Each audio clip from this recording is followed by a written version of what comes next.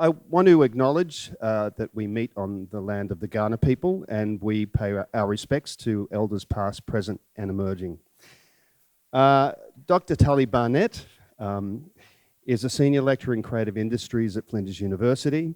She's the Deputy Director of Assemblage, the Centre for Creative Arts, and also a member of the Executive Board of the Australasian Association for Digital Humanities and the Australasian Consortium of Humanities Research Centres. Tully is an Australian Research Council Discovery Early Career Researcher Award Fellow, a DECRA, for her project on digitisation, digital reading and the materiality of cultural experience. And Tully is actually one of the country's leading researchers into digitisation. Tully is a member of the project team for Laboratory Adelaide, the Value of Culture, which is a multi-phase grant-funded study into the value of culture that looks at resetting the endless value debates of arts and culture sector that we must engage in. She's a chief investigator for its project, reporting the value of culture, and also co-author of What Matters, Talking Value in Australian Culture, published by Monash University in 2018 with Julian Merrick and Robert Fidian. And I bought it online recently, and it's a fascinating read, and I encourage you to also seek it out. So just to preface Tully's talk, when did we start speaking of the arts as an industry and as a sector?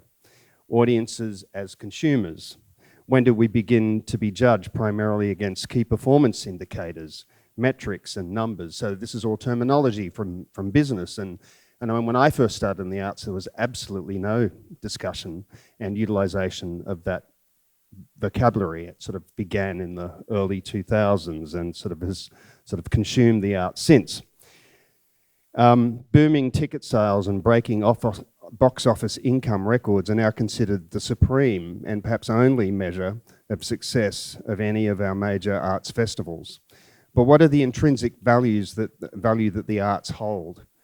And how might we speak about this against the backdrop of insistent neoliberal politics and economics?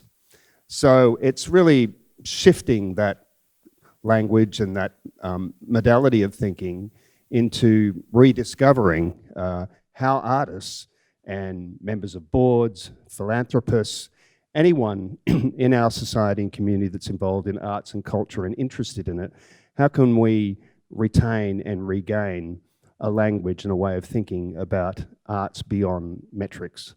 So thank you, Tully Barnett. Thanks. Just checking that my microphone's working. Great. Okay, so I'm going to be talking about all those things that Gary just said. Really, I'll be thinking about what's going on with this issue of value, because we've got a problem. We've got a problem because every aspect of the way we talk about the value of arts and culture seems to be only creating further problems. And yet here I am saying, hey, I'm going to talk about the value of arts and culture, and I'm always mindful, are we contributing to progress in this question, or are we creating problems and clutter? So I'm very open to feedback, suggestions, questions, which we'll take at the end of the talk. So I'm going to be talking about a few of these kinds of issues, but first of all, I'm going to start with a question. How much are the oceans worth? And as I ask you that question and seriously ask you to think about what your answer to that question might be in your minds, you might think of a range of different ways of answering that question. You might think about the economic contributions that the fishing industry brings. You might think about tourism on the coastal areas of Australia or around the world. You might think of the summers that you spent at Normanville with your family as a kid. You might think about learning to snorkel, or you might think about going for beach walks in the morning. There's a whole range of ways that you could think about what is the answer to that question, how much are the oceans worth? But there's actually a scientific answer. But the answer is $24 trillion, right? Got that? $24 trillion. That's how much the oceans are worth. How does that fit with the answer that you came up with yourself? The problem with an answer like $24 trillion is that it's an incomprehensible, meaningless number. It means nothing in and of itself. The people that go about figuring out how much the oceans are worth are doing it for a really great reason. You know, there's a really great reason for coming up with an answer to that question, and they think, and they're probably not completely wrong, they think that if we know how much it's worth, then we'll look after it. Then we'll put protective power, we'll spend money to look after that resource because we know how much it's worth. But the problem is that it's an incomprehensible question. As Dave Beer says in his book Metric Power, it's an incomprehensible answer. $24 trillion is meaningless. So what happens when we start to get our heads around an answer like $24 trillion? So the oceans are worth that.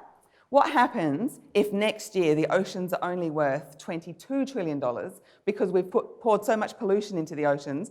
What happens in the minds of people who are making decisions about how to look after the oceans if suddenly they've dropped in value next year rather than gaining in value like arts and culture are always asked to do? What happens if we find out that the forests are worth $50 trillion? Now are we pitting the oceans against the forests as we try to figure out where we're going to invest our money in order to come up with solutions to really big environmental problems?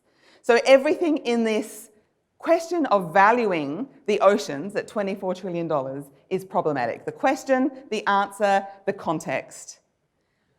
The minds of the people who receive that answer and the question and the data and make decisions about it. Every aspect of that is fraught. And there's a lot of people that are thinking about these questions and these problems and how they operate in the arts and culture sector.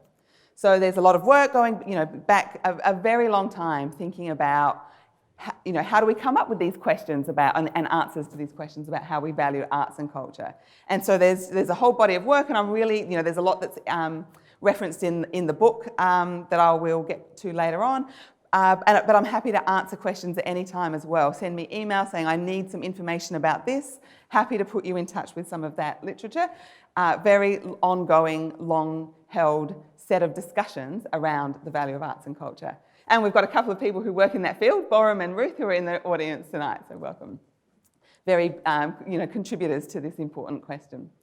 So the project that I'm representing is Laboratory Adelaide, the Value of Culture. And several years ago, with this team of people, we started to be asked, why can't we, so the cultural sector of South Australia, of Adelaide, the North Terrace precinct was saying, why can't we talk about what we actually want to do? Why are we having these really strange conversations with our funders, with government, with our reporting mechanisms, with other stakeholders, with philanthropy? Why are we having these really strange conversations that seem to separate what we do in arts and culture from how we talk about its value, right? Why we get out of bed in the morning and go to work in arts and culture seems so, so divorced from how it is that we have to talk in these kind of like instrumental mechanisms of reporting, valuing, even right down to the way that politicians talk about the value of arts and culture. I remember a launch of a Adelaide festival a few years ago where the Premier, at the time Wetherill, got up to speak at the launch of the Adelaide Festival program, and he's just seen these are some amazing acts in a film that shows what's coming to the festival next year. I'm not even joking when I say the first words out of his mouth are, the Adelaide Festival sells this many hotel beds a year. Right? And so this is this strange incongruity that exists between how arts and culture operates in the world, what it does, what it's trying to do, why we get out of bed in the morning, and then how that is represented when a politician starts to talk about what this important event is.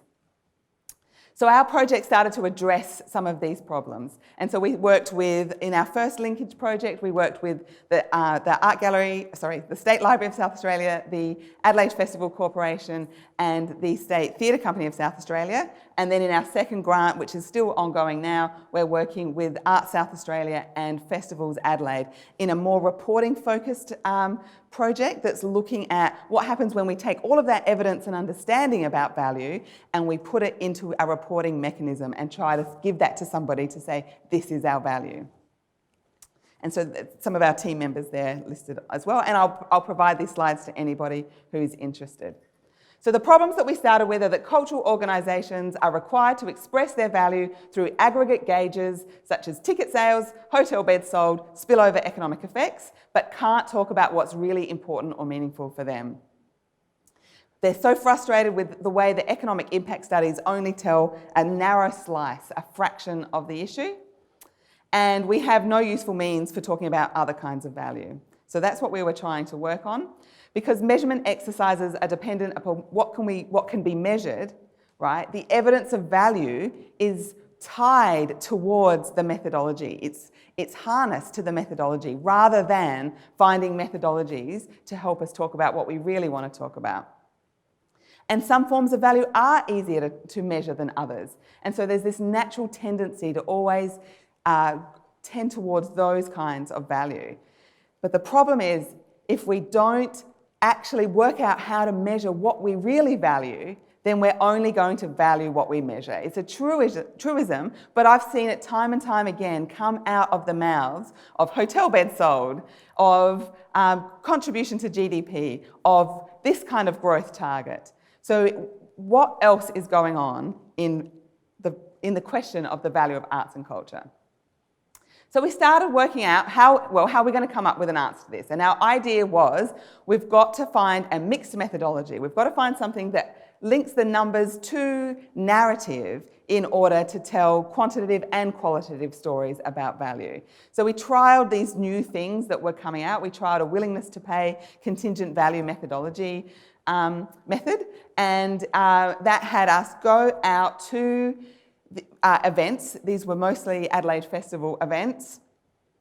Stand there with a tablet and a survey and a team of surveyors that I trained to ask the questions in a way that was relevant to the methodology, that would make it a useful methodology, a rigorous methodology. That had us sometimes dressed in pyjamas because the Adelaide Festival After Club didn't want us to bring down the vibe of the after party, so we had to cool up. But it also put me outside of a Archie Roach concert, asking people coming out of that door, what was the value of that? What do you think? Give me 3 words to describe that experience. Minutes after, they've still got tears streaming down their faces. I'm asking them, how much money did you spend tonight? And how much money would you have spent and still feel that you got value for money? Those are 2 questions that it is entirely inappropriate to ask at the door to an Archie Roach concert. Entirely inappropriate to ask minutes after exiting a cultural experience, no matter what kind of cultural experience it is. And there were other problems as well. When you're asking that kind of question, you can't get a meaningful answer, right? There's a survey effect. So people are going to be saying, oh, it was the best thing I ever saw, or they're going to be saying, I don't know, or they're not going to be able to reflect on their experience. These kind of methodologies are expensive. They're expensive because they require people to stand face to face and ask, how much money did you spend tonight? How much money did you pay for a babysitter, right? Add up all the things that you spent tonight. That is as if that's an appropriate way to find out anything about the value of arts and culture. And the problem with it, so the idea is that a willingness to pay methodology is going to kind of come up with a number that sits across the financial contribution or the contribution to GDP, the ticket sales. It's another number, but it's the cultural value number that sits alongside all these other numbers. And ultimately, it's still reducing arts and culture to a dollar figure. And that is grossly inappropriate as a holistic thing. It has its place. And still, on top of that, when our big numbers, and they were great numbers because when you're asking someone coming out of a free Paul Kelly concert how much they spent, not much, how much they'd be willing to spend, a lot, and then multiplying that by the population of South Australia, you get a very big number of cultural value to attach to that event. But even so, we had this number that we thought it might work, might do some good. When it was picked up by the media, it was the feel-good dollar value of arts and culture. Feel-good dollar value. What do politicians care about the feel-good dollar value of the festival? Nothing. So not very useful at all. But people keep asking me, what's the methodology? There it is. Estimating use and non-use values of a music festival. If you want to go and find it yourself, there it is. So what we learnt then is that numbers aren't the solution, right? There are problems with our measurement and their methodologies. The quality metrics, what an incongruous set of terms that is. Quality metrics, quality numbers. So there's problems there. The rhetorical power of a number, right? We think that words are rhetorical, biased, manipulable, but numbers, they're cold, they're hard, they're real, they're facts. And that's not true. Numbers are as rhetorical as words are. We get addicted to growth, and we've seen that time and time again in our local community. And I'm trying to get to some of the nuance that's going on in some of that growth addiction, but it's always about a bigger number than last year, right? And if you haven't got a bigger number to prove, then you have to say where the growth was. So that leads to headlines like, most pies sold. That's a legitimate example, right? Is that how we tell the story of the value of an event or a festival in this year? Because it's the only place that event can find a growth statistic. What is the role of the media in creating that addiction to growth? The media only, when you put out arts and cultural organisations or put out their press releases, the media wants the growth story. They only want to know how much bigger is that than last year. And that's now led to those statistics headlining the press releases that arts and cultural organisations put out themselves. And then what effects do these indices and quantitative-based evaluation exercises have, such as the forests versus oceans? What are the distorting effects of those? But even when you get a good number, as we saw, numbers themselves don't work. So a few little, tangential thought experiments here. 99.4% of scientists think that climate change is the biggest threat facing humanity today, and there's no meaningful action. 99.4% is almost the biggest number that you can get of scientists, and it doesn't lead to action. Now, numbers aren't all numbers. Numbers are very different kinds of numbers. But what does it take to get meaningful action on issues like that, right?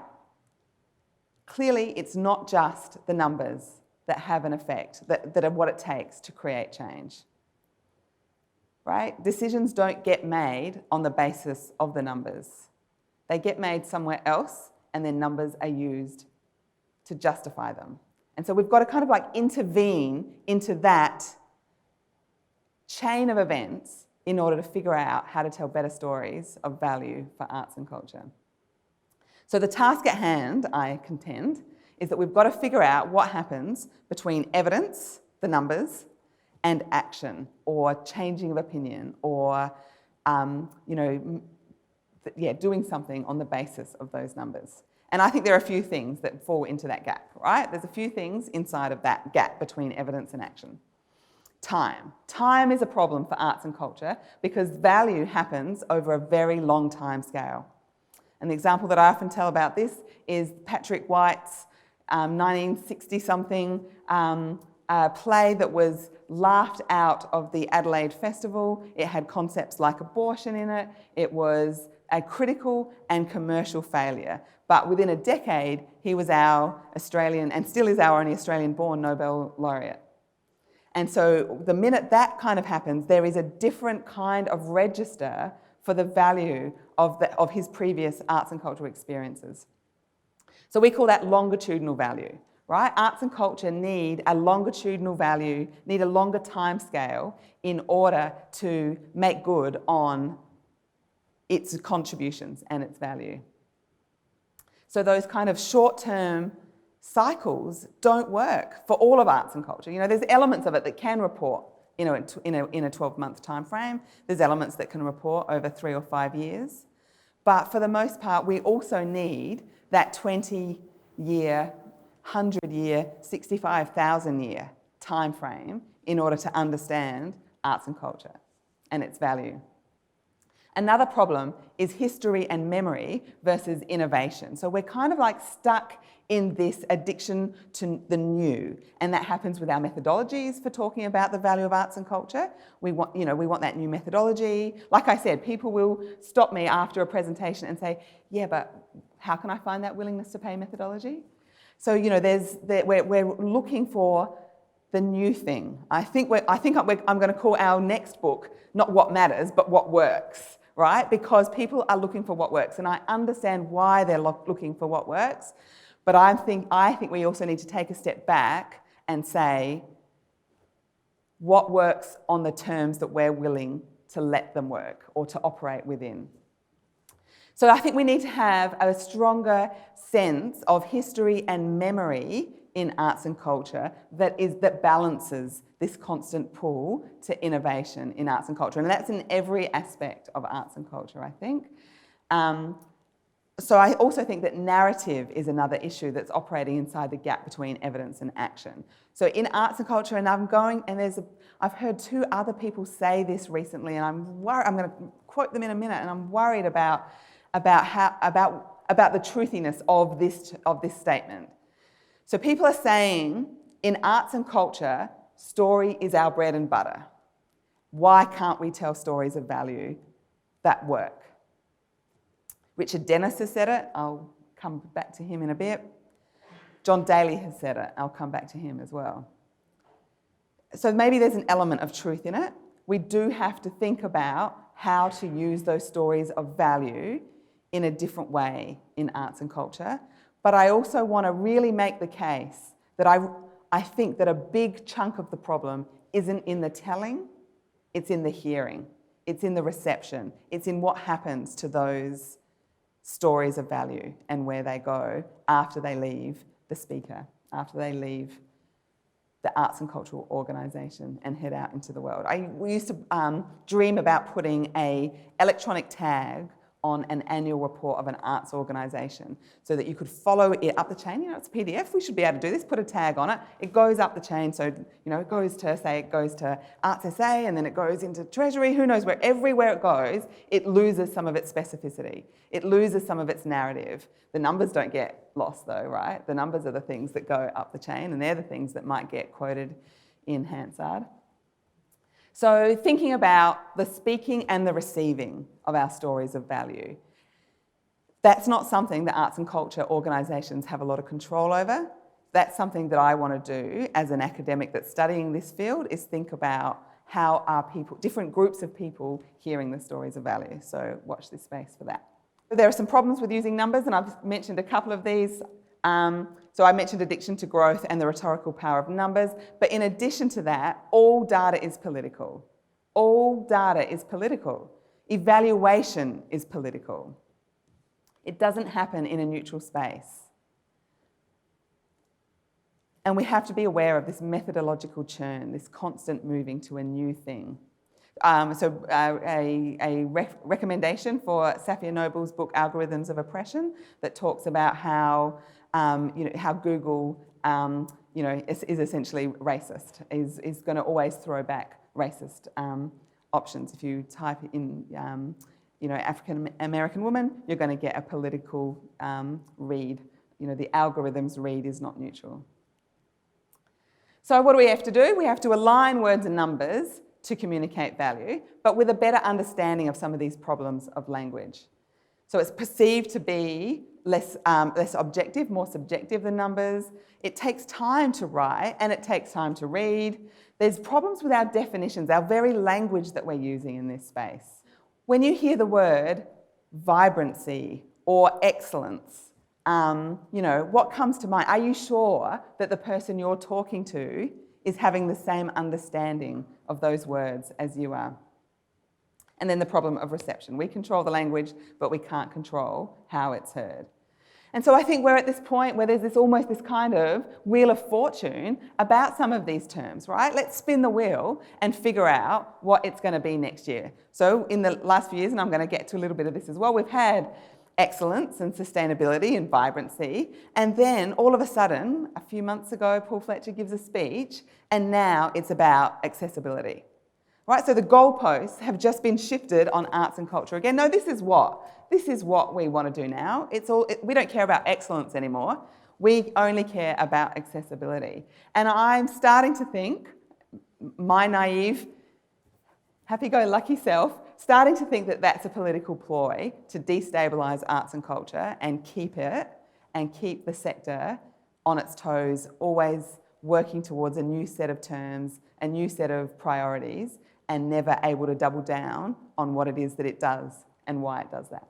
I think we need a language, a meaningful language of public evaluation, right? One that allows us to politely reject the notion that we have to learn to speak the language of government.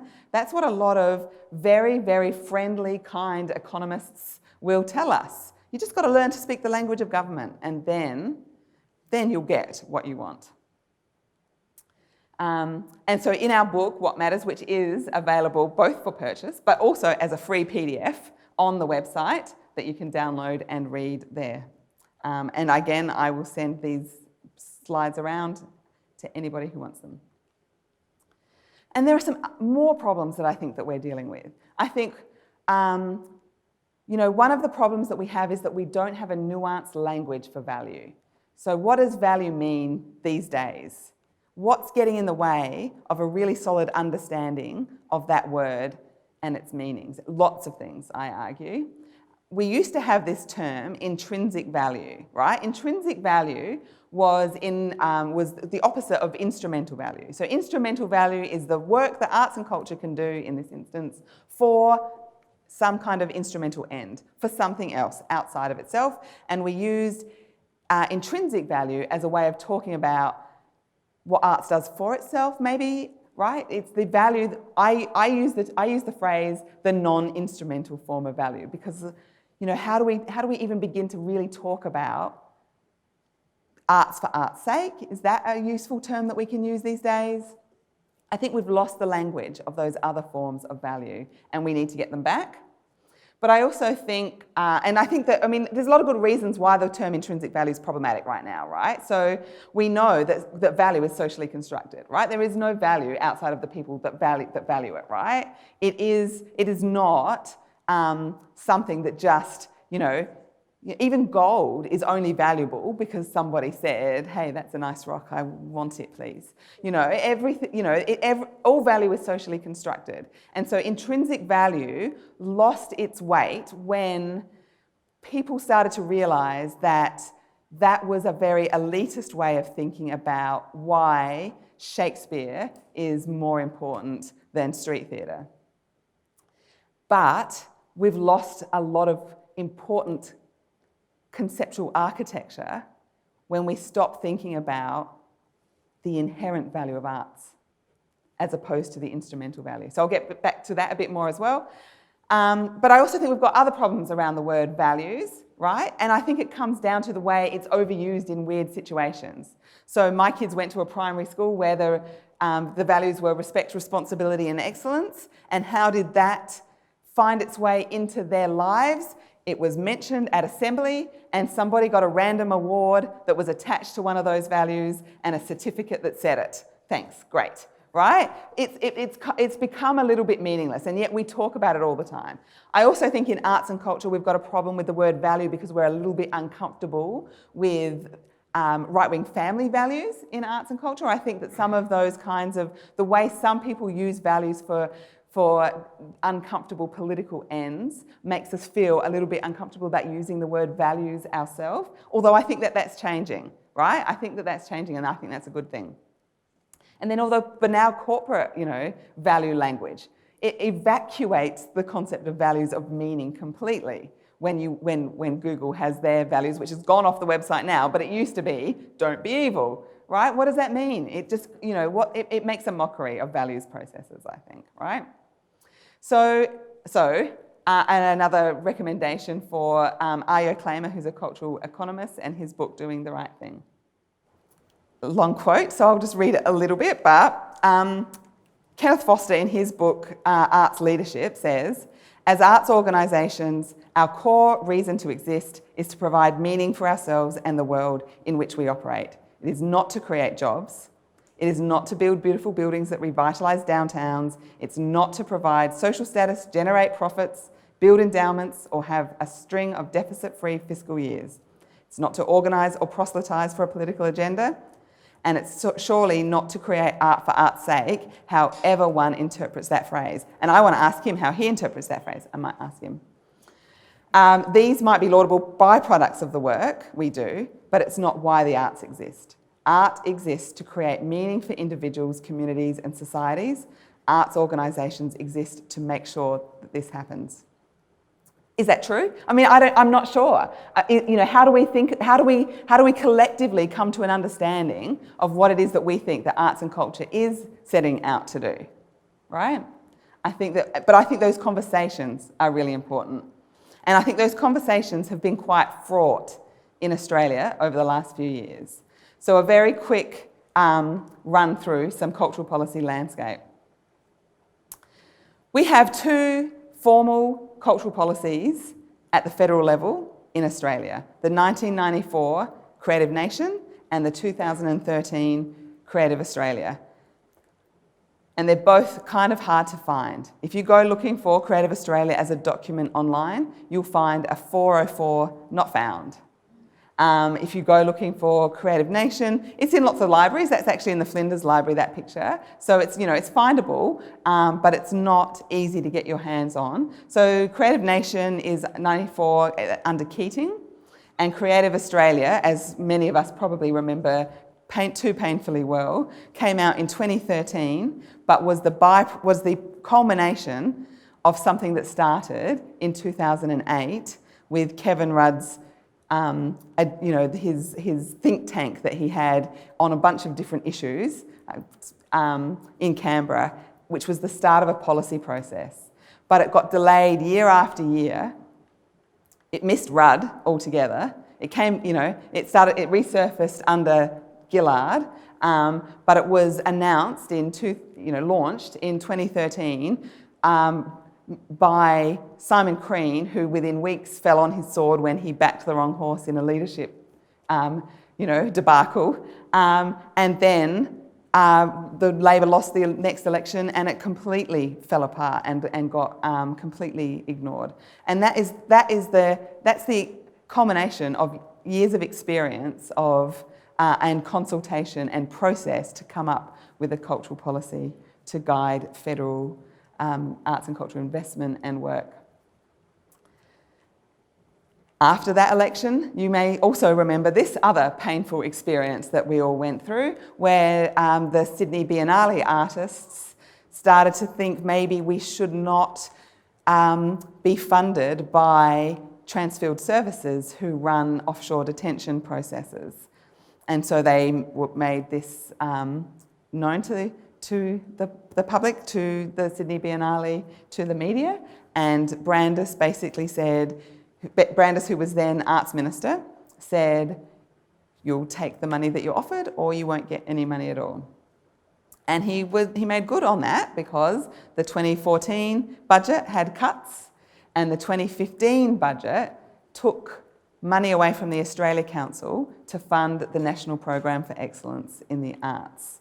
But the arts, as we know, which threatened that really important principle, the arm's length peer review funding model, because now that money that was going to be sequestered in the National Program for Excellence in the Arts, which is inside of the ministry, would be the fund that Brandis would use, maybe by some kind of smoke and mirrors distance, to hand out money to the things that he wanted to fund. He's on record as saying, when he came into the role of Arts Minister, there's nothing for the Arts Minister to do. Labor has made the policy arrangements such that it all happens over there at the Australia Council, and there's nothing for the Arts Minister to do, which meant that he could not fund his own personal preferred arts things. But the arts do not go quietly, as we know.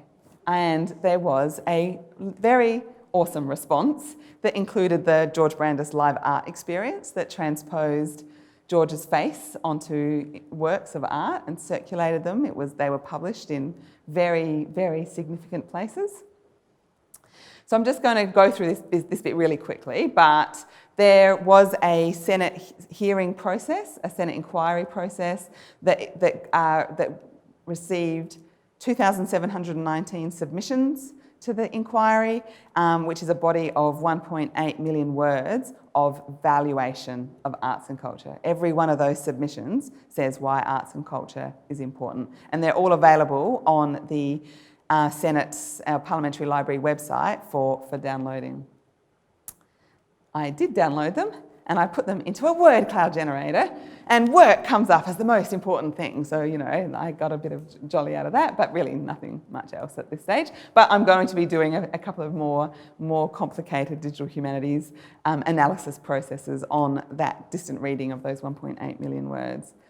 We had hearings, and some of you may have been at the Adelaide hearing, and here's a picture of it, where people were asked to speak to their submissions in front of the politicians.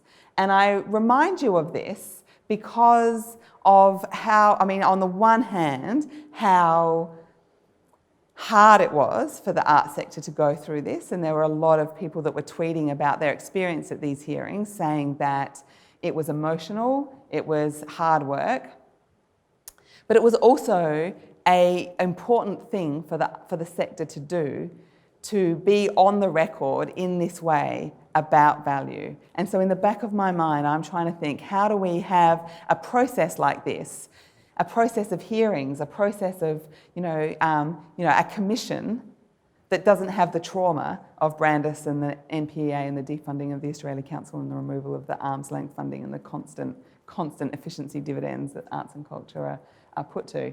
I think that there could be a way of inaugurating a kind of hearing process so that important testimony can be given about value from different people's perspectives.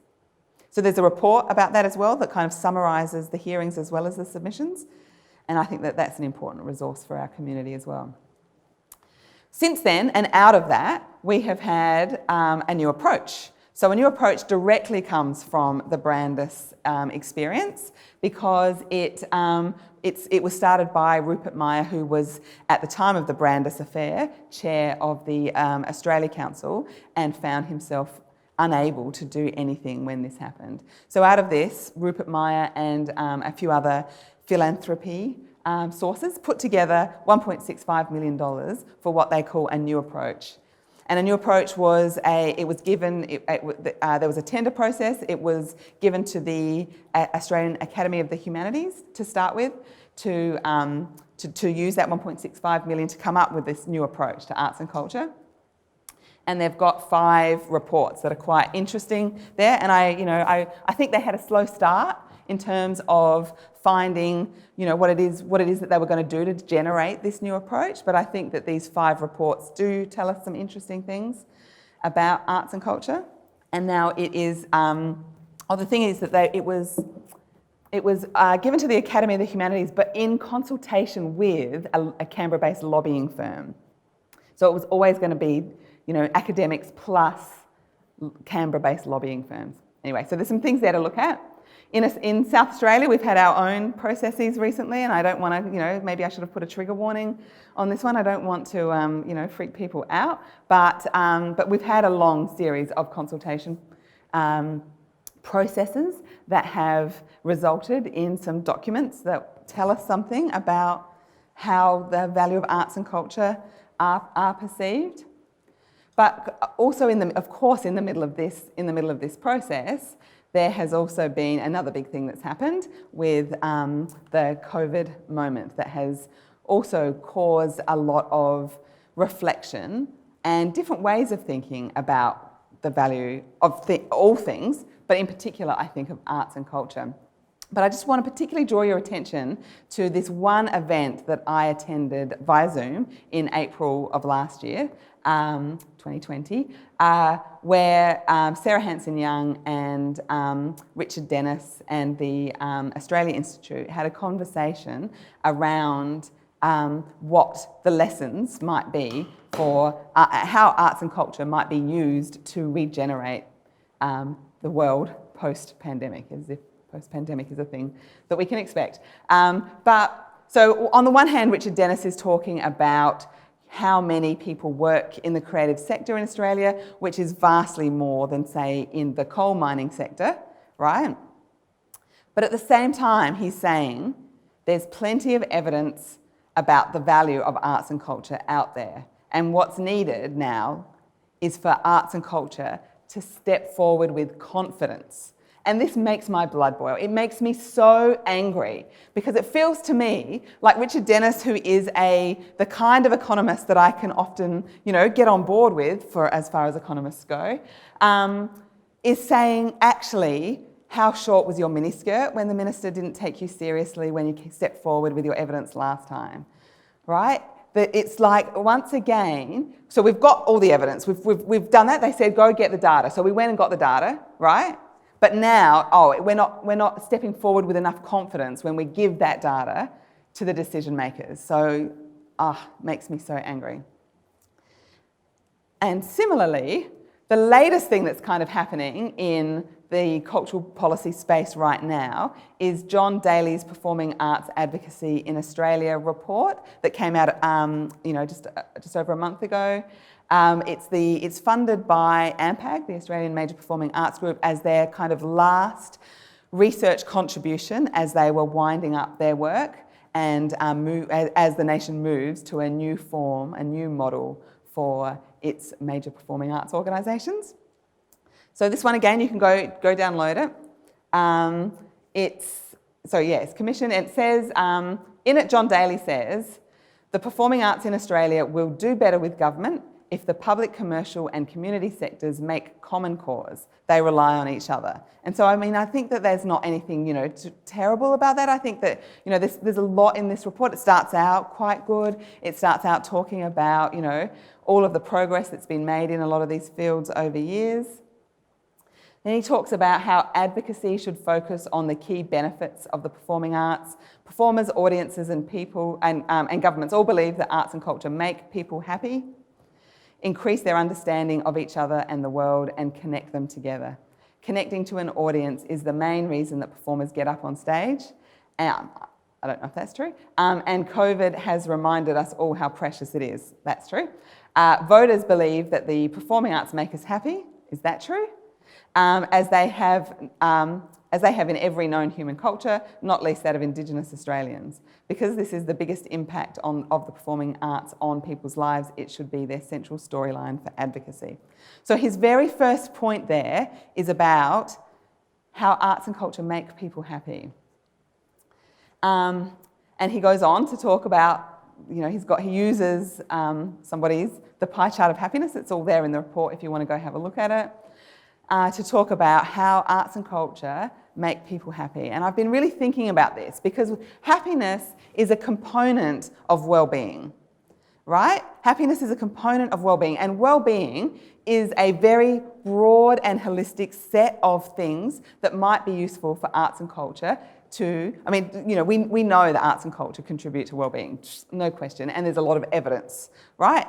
How that engages with policy and decision makers, who knows? But there is some useful work that can be done around wellbeing. But is happiness the best part of wellbeing that we could be focusing on right now to tell the story of the value of arts and culture? Do we really think that happiness is the way to sell the important contributions that arts and culture make to people who are making really awful decisions about what to fund, about whether to, put together a safety net for retail workers in Victoria right now, or whether to, fund climate mitigating endeavours bushfire mitigating endeavours, or any of the other things that we've got to be worried about? Do you think that the school strike for climate people who know the value of arts and culture, to telling stories, to living lives, to being well, do they think that it's about happiness? And that just makes me realise that we really are in this, wheel of fortune of terms. And he's spent a couple of terms, John Daly spent a couple of terms on some boards, and he's gone, excellence didn't do it. Sustainability, nope. Vibrancy, it's getting a bit tired. Accessibility, Paul Fletcher got there. Hey, it's about happiness. And that just makes me really angry. So just to conclude, very quickly, some concrete things that Laboratory Adelaide is doing.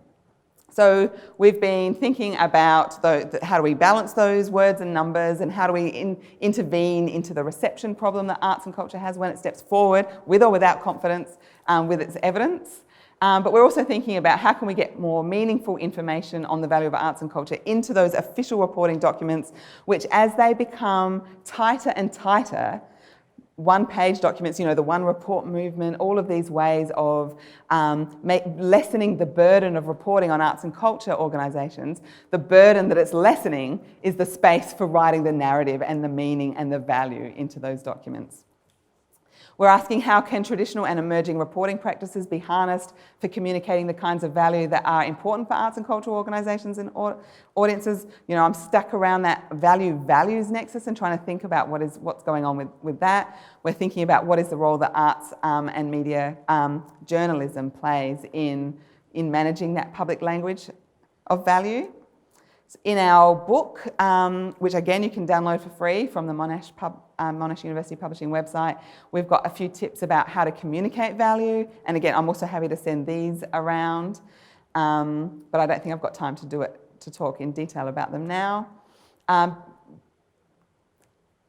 And then, so data, numbers and quantitative analysis is important for reporting value. Of course it is, but it's not the whole story. And over the last 40 years or so in the arts and culture sector and internationally, it's all become rather distorted. And the end result of that is that arts and culture are always abstracted away from the value of what they do. And so we need to develop these stronger understandings of and language for that public value, and a reporting system that supports that. So remember that value is both tangible and intangible, accrued over short, medium and long terms. Value cannot be reduced to a number, but numbers are useful sometimes. Arts and culture contribute to wellbeing, social cohesion, understanding ourselves and our world, and yes, to happiness, legitimately. But we need to value arts and culture as a foundational, basic human need and right, rather as a basic service, rather than just as where we can find our happiness. Get in touch at any time if you want any questions or discussion about this, because I really value talking about this with people who are living the value problem on a daily basis. Thanks.